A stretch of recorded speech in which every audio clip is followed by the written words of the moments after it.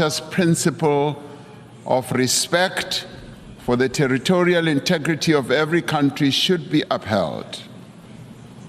Our participation in the African Peace Initiative, supported by 7 countries from the African continent, is informed by a desire to see an end to the suffering of those most directly affected by the conflict and the millions on our own continent and across the world who, as a result of the conflict, are now vulnerable to worsening hunger and deprivation. As we engaged with the parties in this conflict as African leaders, one of the issues we raised was that there should be confidence-building measures that could create a sense of conflict towards the resolution of this conflict. In this regard, we said issues such as the return of the children who were removed from Ukraine should be returned. We also said that the prisoners of war should be exchanged between the 2 countries. I've just held a meeting with President Zelensky, who says that, in part, some of our efforts are bearing fruit as the children are now being returned and the prisoners are also being exchanged. But then we said we need to see this happening on a much faster pace.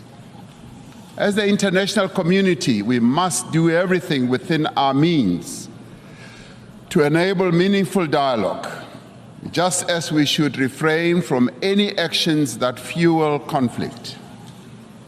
As we confront other conflicts in several parts of the world, including on our own continent, Africa, we need to be investing in prevention and peace building. We support the call by the UN Secretary General in the new Agenda for Peace for member states to provide more sustainable and predictable financing for peace-building efforts. As a global community, we should be concerned by the recent incidents of unconstitutional changes of government in some parts of Africa. The global community needs to work alongside the African Union to support peace efforts in the DRC, in Libya, Sudan, Somalia, Mali, Central African Republic, South Sudan, North Mozambique, the Great Lakes region, the Sahel, Niger, and the Horn of Africa. The African Union Peace and Security Council has declared that it stands ready to deepen its cooperation with the UN Security Council to silence the guns on the African continent and to achieve peace and stability and development. We are called upon to remain true to the founding principles of the United Nations by recognizing the inalienable right of the people of Western Sahara for self-determination in line with the relevant UN General Assembly resolutions. We must work for peace in the Middle East for as long as the land of the Palestinians remains occupied, for as long as their rights are ignored and their dignity is denied, such peace will remain elusive. The actions of the government of Israel have imperiled the possibility of a viable 2-state solution.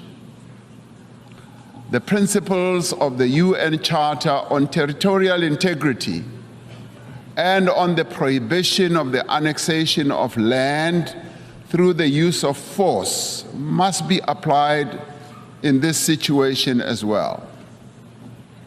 South Africa continues to call for the lifting of the economic embargo that was imposed 60 years ago against Cuba, an embargo that has caused untold damage to the country's economy and the people of Cuba as well.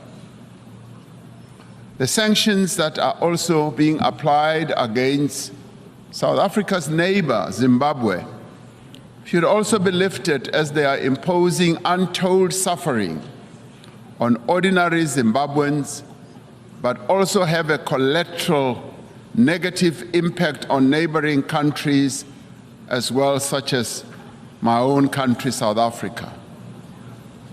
As many people around the world are confronted by hunger and want, the essential human qualities of cooperation and solidarity must be evident in the actions that we take to bridge the divide between the wealthy and the poor.